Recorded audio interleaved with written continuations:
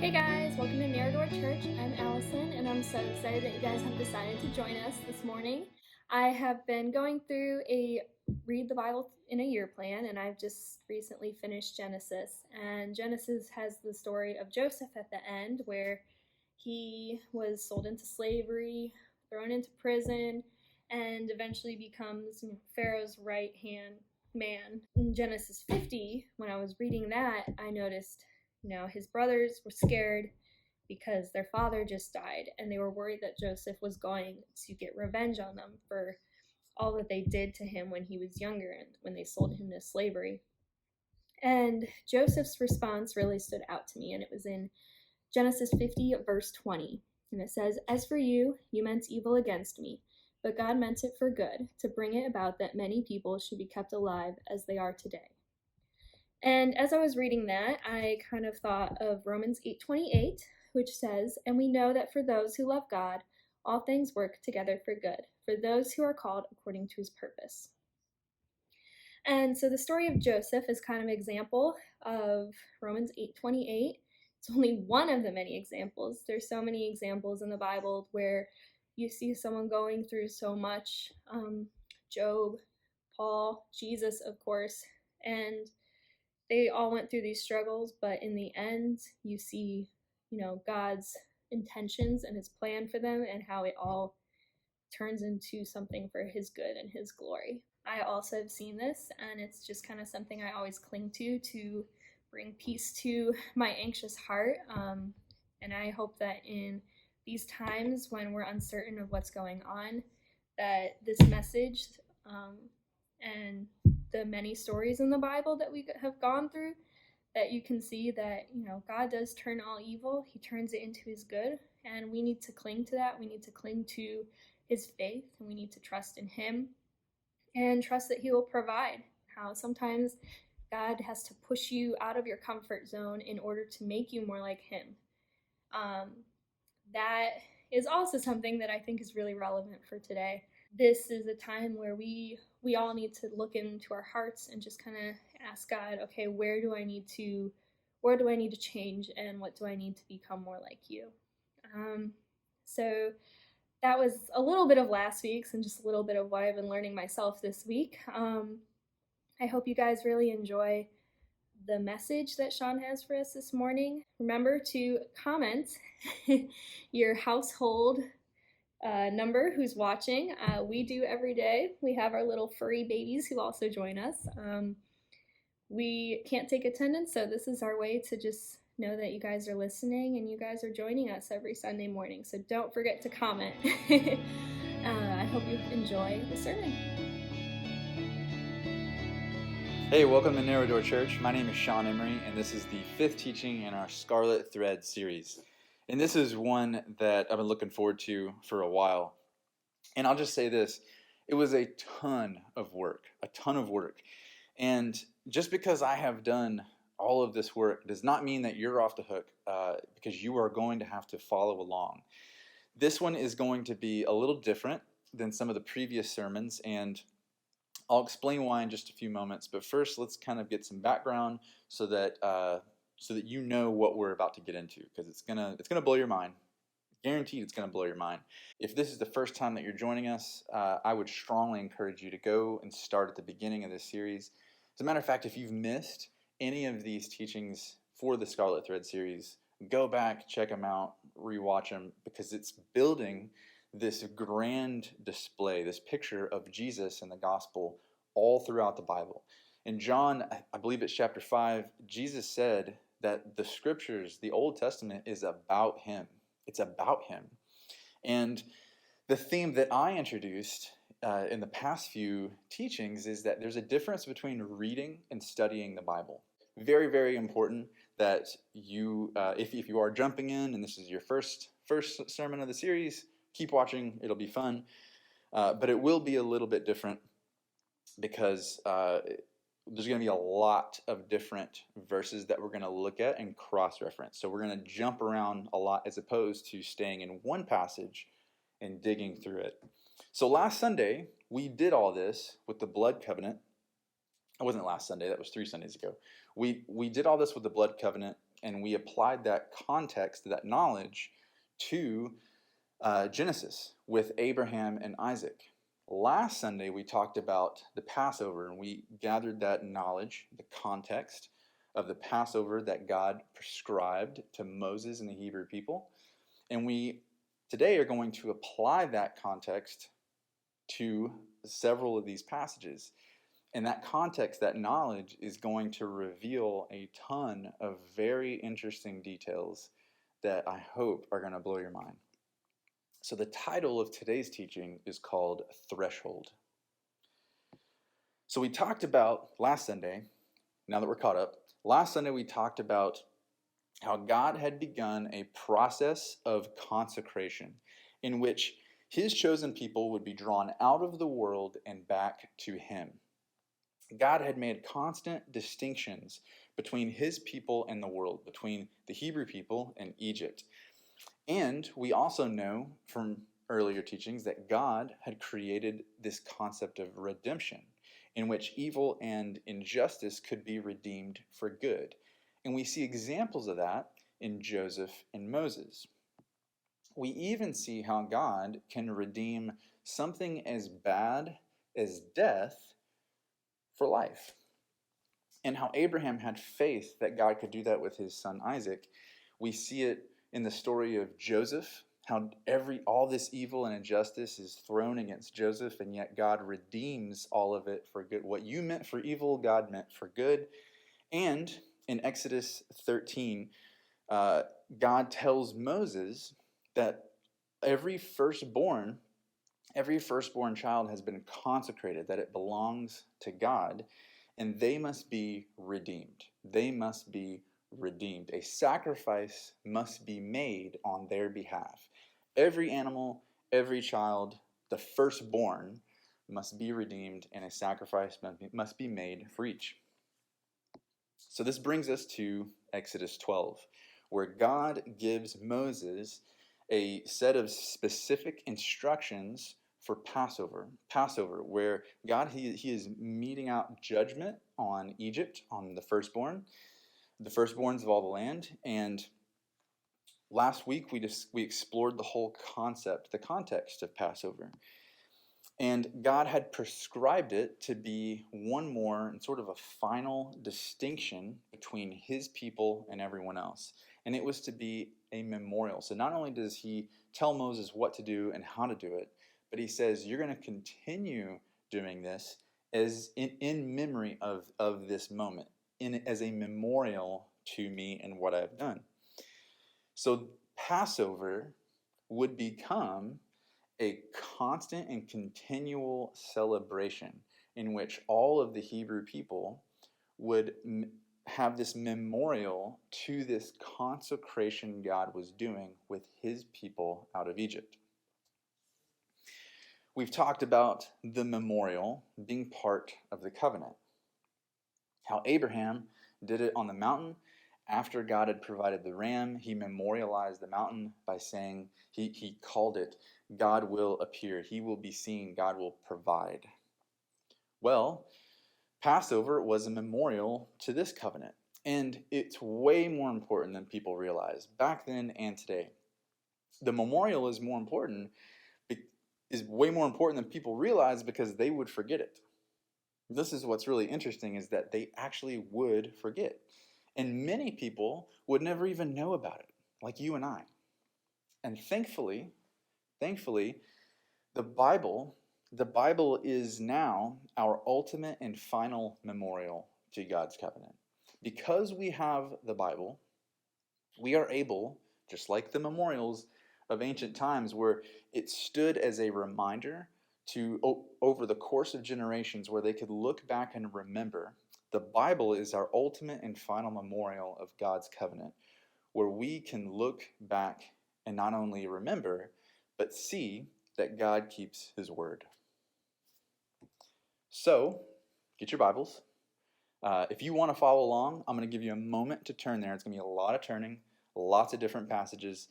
I'm going to do my best to go slowly and clearly so that there is a moment to settle between each one. It's hard, though, because I'm very excited. But As you get your Bibles, let's start tracing the weave and see Jesus appear in places and ways you may never have expected. And we're going to start in Exodus chapter 12. That's where we were last Sunday. Well, that's where we're going to be again. Exodus chapter 12. We're going to look at one verse, verse 46. Exodus chapter 12, verse 46. Okay, you should be there with me. It shall be eaten in one house. You shall not take any of the flesh outside the house, and you shall not break any of its bones.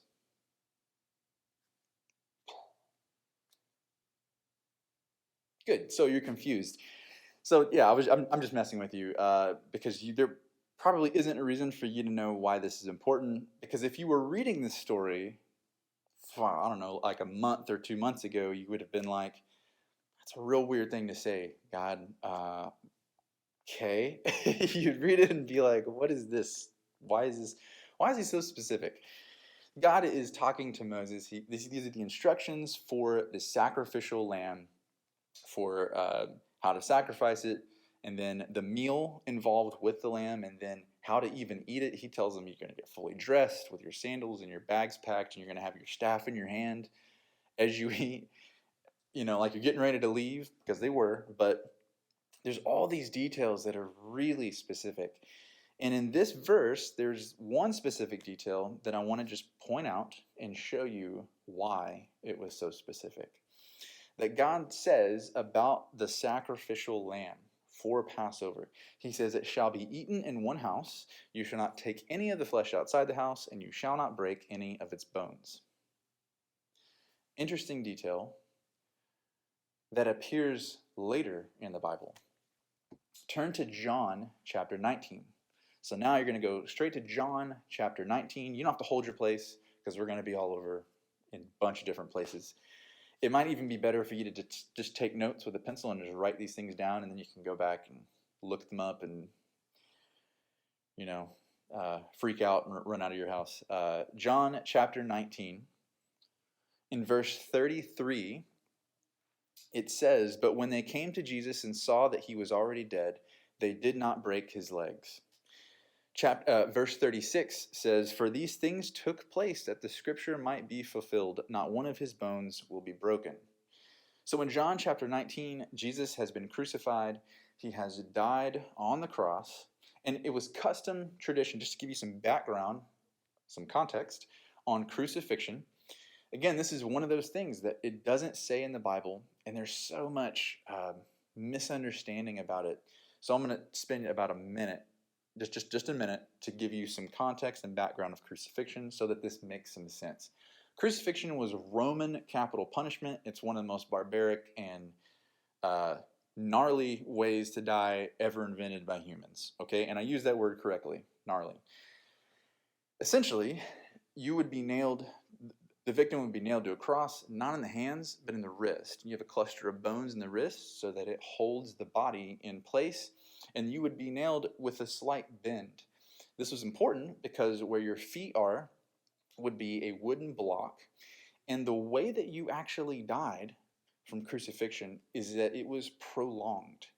Because what would happen is as your body is dying and you have bleeding, you would push yourself back up, and you couldn't help from doing it. This was an instinctual survival response by the human body, that you would naturally push yourself back up. So you would get all the way to the brink, and then you push yourself back up. You get another breath. You keep living until you push yourself back up again. So horrible, absolutely horrible, unnecessarily cruel. But this was what crucifixion entailed. It was a lot worse than people make it out to be. Even than the movies make it out to be. It was even worse than that. But what they would do is, especially at this time, during Jesus' time when he was crucified, it was during Passover week. And so the people there who had orchestrated this whole fiasco, they were supposed to be celebrating Passover. So they were supposed to be, think about how absurd that is. The priests, and the people who had traveled in this mob of people, they were supposed to be celebrating Passover this memorial to God, consecrating them out. This is what's so crazy. This is what'll just drive you nuts about this stuff, the more that you know, right? These people were supposed to be remembering how God had consecrated them out of a culture, how he had distinguished between them and a barbaric civilization that did things, that were primitive and did things that were violent and sinful and yet when Jesus was crucified during that time, they are participating in the cruelest way devised by the Roman civilization. So they look just like they look just like the Roman. It's just okay. I'm getting off on a tangent, but all that to say, the way that you would end crucifixion, the way that if you needed the business done, is that they would break the legs. That way you can't push yourself back up anymore, and then you die pretty quickly at that point. Well, it's Passover week, and so they're like, okay, we've seen enough. We need to move this on because we have work to do. And so what do? They have to take all this down. There's 2 prisoners with Jesus. They have to take all that down and get rid of it and kind of move on with their scheduled activities. And whenever they come to Jesus to break his legs, in John 19, those 2 verses, it says that they saw he was already dead. They saw that he was already dead, and they didn't break his legs. And then John clarifies. He clarifies that, hey, remember in the old scriptures how God had said not one of his bones will be broken? And it doesn't just say it then, it also says it later on in other passages. The Passover lamb, that you shall not break any of its bones. Well, none of the bones for Jesus were broken, which was a very, very odd thing. Very odd thing to happen. No bones broken. Let's keep going. Exodus chapter 13. So we're going to jump back to the Old Testament. Exodus chapter 13. We're going to look at verse 2. God is talking to Moses, and he says, consecrate to me all the firstborn. Whatever is the first to open the womb among the people of Israel, both of man and of beast, is mine. So consecrate. Consecrate means to dedicate or acknowledge something as holy. Just in biblical terms, that's the meaning and the definition that we're working with. The firstborn child, your firstborn child, back then in ancient times, was a miracle. It inherited that firstborn inherited all the family's wealth. It inherited the family name. Your firstborn child was your purpose and future.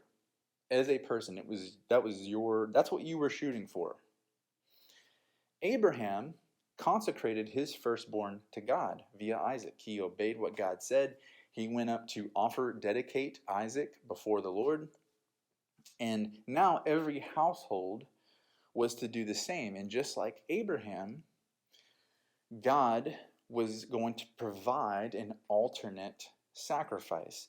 Their firstborn would be redeemed, like Isaac was redeemed, by a lamb in their place. So let's look at 3 more passages. The first one's going to be Exodus chapter 12, verse 8. So we're going to go back to the Passover instructions. Exodus chapter 12, verse 8. God is telling Moses how to treat the sacrifice, and he says, they shall eat the flesh that night, roasted on the fire with unleavened bread and bitter herbs, they shall eat it.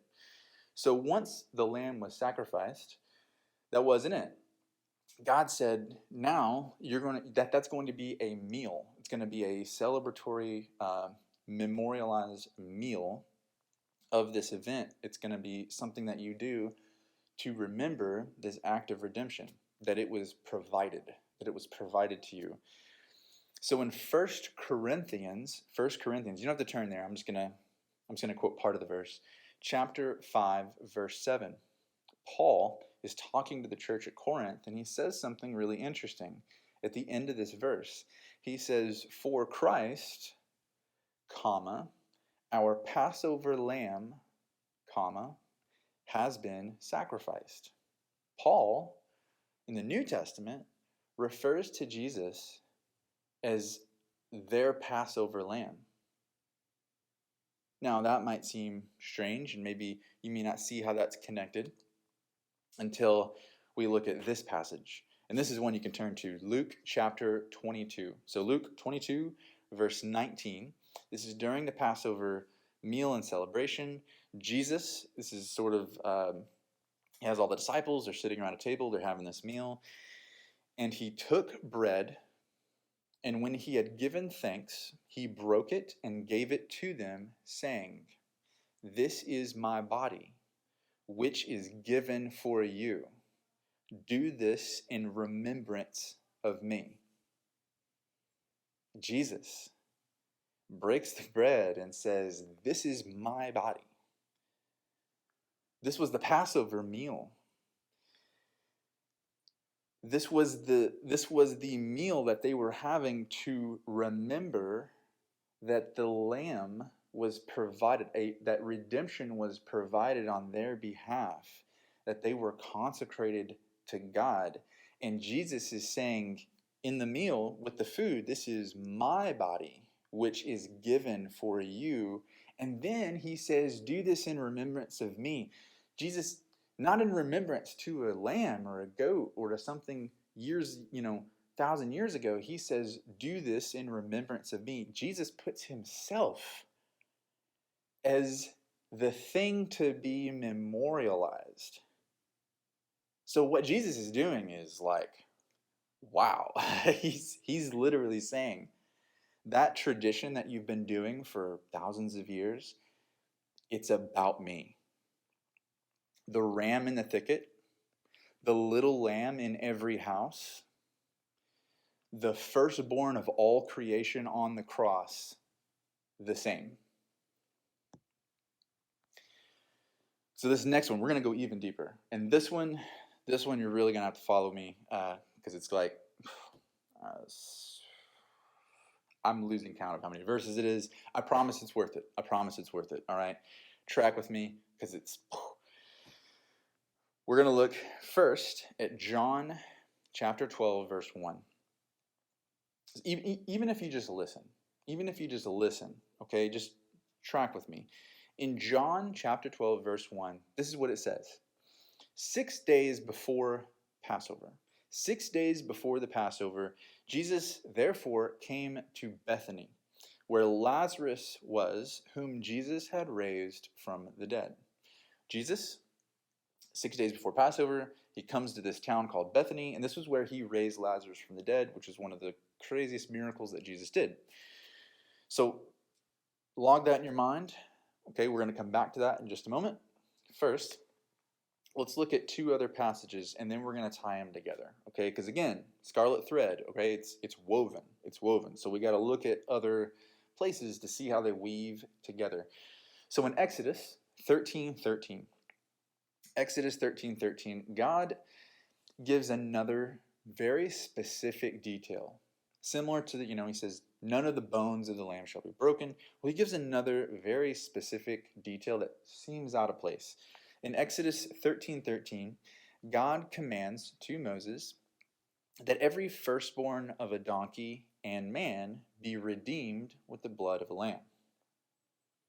So God says that all the firstborn, they are to be consecrated to him. They need to be redeemed. And so if, whatever is the firstborn of a man, you would have to sacrifice a lamb to redeem that child. And it's the same for the donkeys. So at the time, I'm sure Moses was like, cool, all right, random, but okay. I don't know. I'm not going to suggest anything because I wasn't around and I don't know Moses personally, but I do know that a donkey was considered unclean and that maybe he might have rationalized, okay, that makes sense. We use donkeys. They're a very important part of our culture. It's an unclean animal, so sure, we'll redeem the donkeys as well as our children. So it's a strange thing to mention, strange detail, but keep listening. In another Old Testament passage, There was a book in the Bible called Zechariah. And Zechariah was one of the prophets of God. He was a prophet, and in chapter 9, verse 9, I want you to listen to what Zechariah says. So just listen to what he says. He talks about the moment when the Messiah is revealed. And this is what he says. Rejoice greatly, O daughter of Zion. Shout aloud, O daughter of Jerusalem. Behold, your king is coming to you. Righteous and having salvation is he.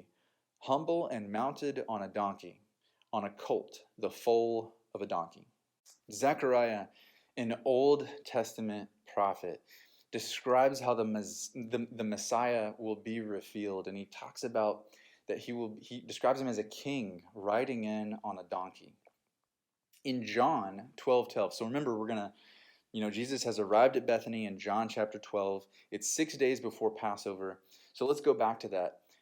The next day, if we skip down a few verses in chapter 12 of John, the next day, in John chapter 12, verse 12, it says that Jesus rides a donkey into the city to people who had seen him raise Lazarus from the dead.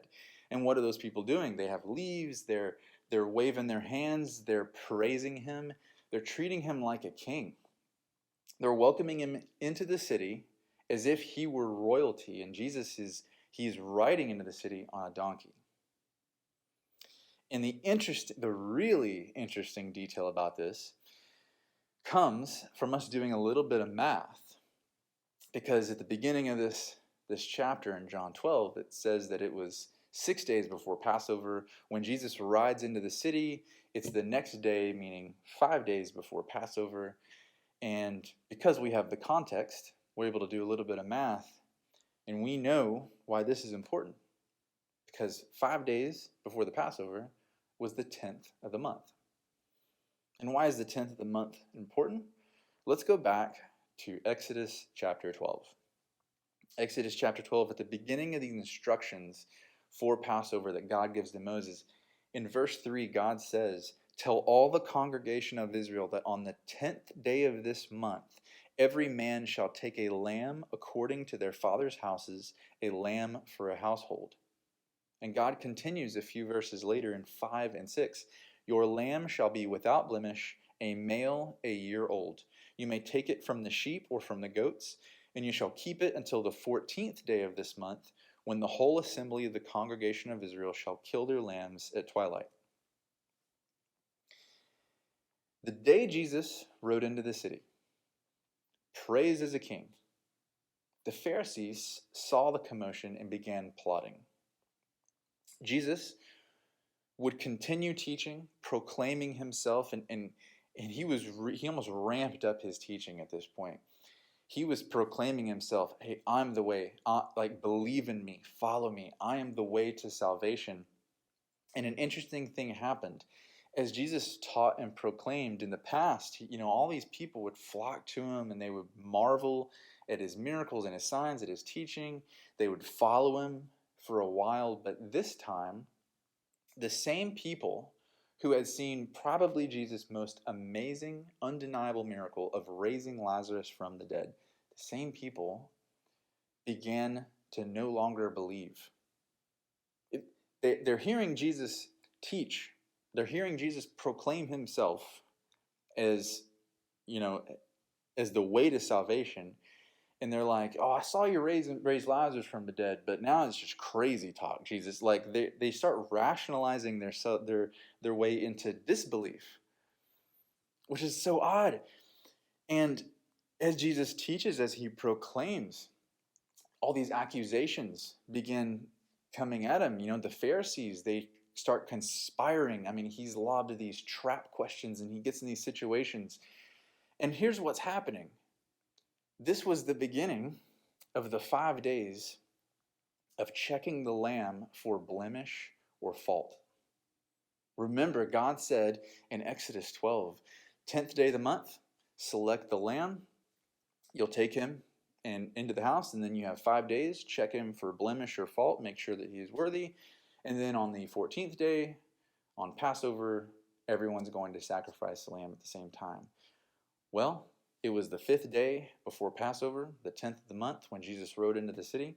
Jesus had begun teaching and proclaiming on that 5 days, and he was being checked for fault or blemish. And this is what's so amazing, that he is tested and judged and questioned all the way up to the priests in front of the mob, and he is found without fault. Even Pilate takes Jesus aside in private. He questions him, he interrogates him, he comes back out. And this is what Pilate says, his words in John 18, verse 38. I find no guilt in him. Even an outsider, when he looked at Jesus, saw that he was without blemish or fault. Let's go back to Exodus 12. Let's look at another specific detail and how this paints the picture even more vividly and brightly. In Exodus 12, verse 7, God tells Moses to put the blood of the lamb on the threshold of every house. And he uses two Hebrew words. And if you remember, I pointed these out. And at the time, I was trying to be subtle, and I hope you're still piecing it together. It was very hard not to reveal it then. I'm going to reveal it now. But this is a very important detail. The Bible, God uses two Hebrew words there. He says the mezuzah, which was the vertical post, and then the mashkof, which was the crossbeam or the lintel of the doorway, the threshold to the house. That the sacrificial lamb was to be sacrificed at the threshold, and the blood was to be put on the mezuzah and the mashkof, the vertical post and the crossbeam. And in Joshua 2, I want to kind of tell you another story where this is important, because this is not just this isolated detail. It's not just this random, odd, specific instruction that God gives. But this idea, this picture of blood on the threshold would be a symbol. It would be this running symbol all throughout the Bible for redemption. And it appears in one of my favorite stories, which is in Joshua chapter 2. The Hebrew people, they have encountered the titanic city Jericho, which you're familiar, which has the wall all the way around. Jericho was huge, but I won't get into that. It's hard because I love this stuff, and I could just go off on tangents. But Hebrew people have encountered Jericho. They have come up to the wall. They're wondering how they're going to get in. And there is a citizen of Jericho who is a prostitute named Rahab. Rahab, she sees these two Hebrew spies who are gathering information, and she hides them. And then before they leave, this citizen of Jericho, this prostitute named Rahab, she tells the Hebrew spies, she asks if they will spare her. So here's the thing. Not only does she help them, she confesses faith in God. She says, I have heard about your God and how powerful he is, and how he had pulled your people out of Egypt, and he had shown these wonders and signs. Rahab confesses faith. She's an outsider who confesses faith in God, and she asks that her household will be spared. And so the two Hebrew spies, they tell her that when the city falls, that she's to take a crimson cord and she's to tie it on her windowsill. This would have been on the outside of the wall, because Rahab lived in the wall of the city, and that it would stand out. It would be seen from a distance in contrast with the stone wall. This crimson cord, and whenever the Israelite soldiers saw it, they would know to pass over her household. They would know to pass over in judgment and destruction of her household. A crimson cord on the threshold, a scarlet thread. This picture of red on the threshold was a symbol of the Passover. It was a symbol of the consecration of God's people to himself. It was a symbol of sin being redeemed by something innocent and good. And God was so specific. He was so specific when he said the blood of the sacrificial lamb was to go on the mezuzah and the mashkof. He specified it was to go on the vertical and the horizontal beams of wood that constituted the door to the home, a post and a crossbeam.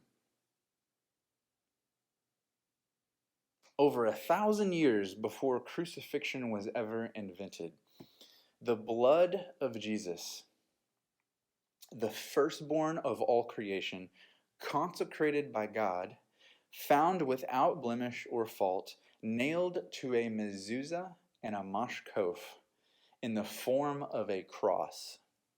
His blood on the threshold of the world, covering the household of God. Jesus died at the threshold, the narrow door into the house of God. I've been thinking about the application of this. Every week, the format of the teaching is the same. There is the background where we sort of set up so that we don't just jump in and you're lost. And then we do what's called the teaching or the exegesis, which is we go by the text. And then lastly, there's this part, which is the exhortation. What do you do with this? What do you do with this? Because it's fascinating, it's amazing, it's cool. And I've been thinking a lot about the application of this. And I've looked back across the previous weeks where I've offered what I thought were really simple responses, like a really simple, easy response to the teaching. And I'm going to be really honest. I'm having to have a lot of faith that God is using this, that it's producing an effect. Now, worst case scenario, it's producing an effect in me. I am this stuff. I love it and I cherish it.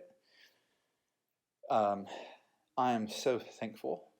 I'm so thankful that this crazy circumstance and situations that I get to study the Bible, and then I get to share that with someone other than Andrea because she loves it too, but I drive her crazy sometimes, and so I always have 3 times more than what I actually say in my head, and I'm constantly having to bridle myself. But I've been thinking a lot about what is the application of this, and how does someone respond to it, and what is actually the right response?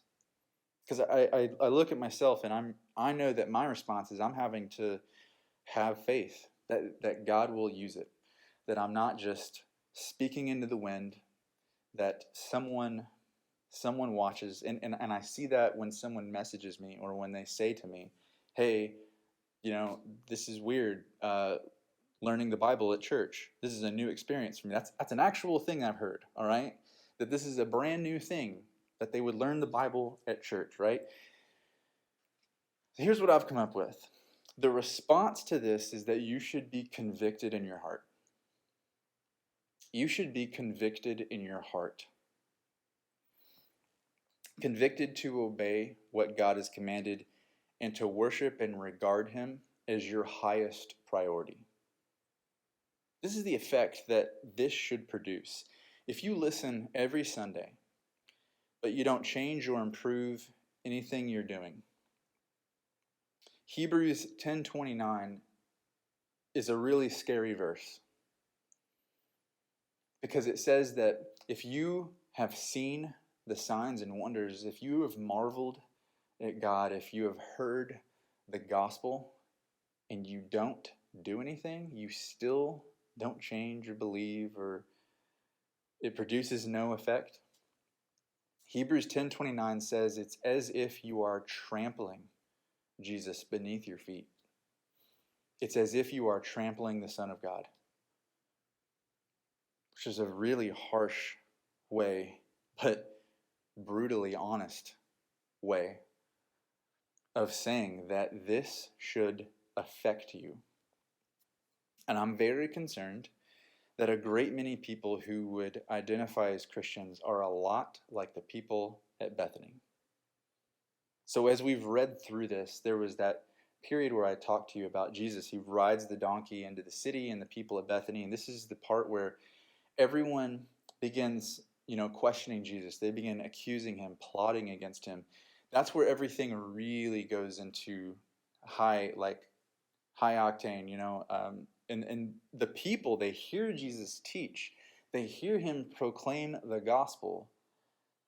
They've seen him do absolutely astonishing things. They've seen the signs and wonders. They hear the gospel, and yet they don't believe. They don't believe. Not only does it not produce change, it actually turns them the entire opposite way, because they're the ones who crucify him. They killed the same guy who raised one of them from death. And I'm concerned that there are a great many people who would identify as Christians that are a lot like the people at Bethany. One day you're witnessing the miracle of Lazarus being raised from the dead. You're astonished, you're waving your hands, bowing before him, praising him as king. But when he says it's time to follow him, you snap out of your belief.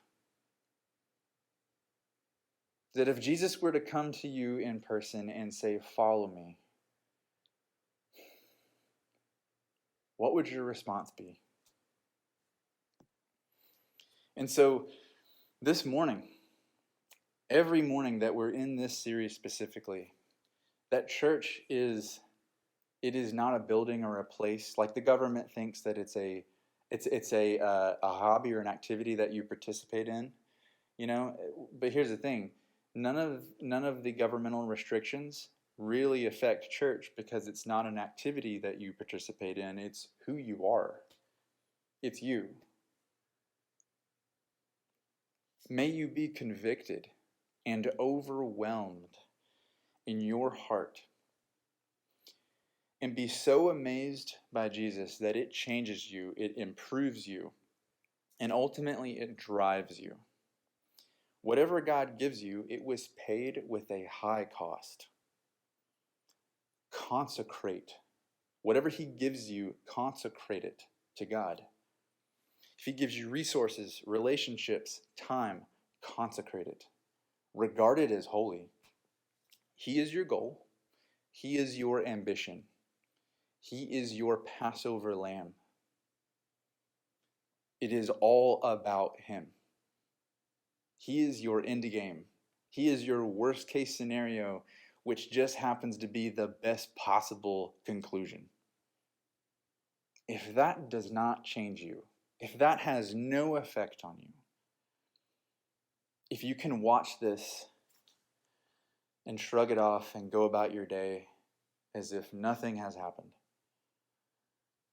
then your response should be much, much stronger.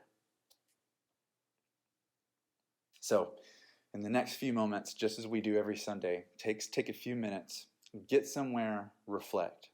Take what I like to say, at least two minutes, which is 120 seconds. Go somewhere and reflect. Reflect on this. Pray. Go over notes. Get a passage. Read it. Talk to God. Worship God. Take that moment and that time to reflect. Here's what I'm going to do right now. I'm going to share my response with you. I'm going to tell you what I'm going to do with this. As soon as this camera turns off, I'm going to go into a corner here at our church offsite, and I'm going to pray for the people who are watching this. Specifically, I'm going to pray by name for everyone that I know of. And if I don't know you and you are watching this for the first time, please send me a message and tell me who you are so that I can pray for you. So I would encourage you to do the same. I will see you next Sunday, where we're going to go even deeper. I say that every time, but we really are. The Bible is infinitely deep. Get used to it. We're going to go even deeper and look at even more, and we're going to talk about how Jesus shows up in even more ways than just the Passover lamb. So I will see you then next Sunday, bright and early.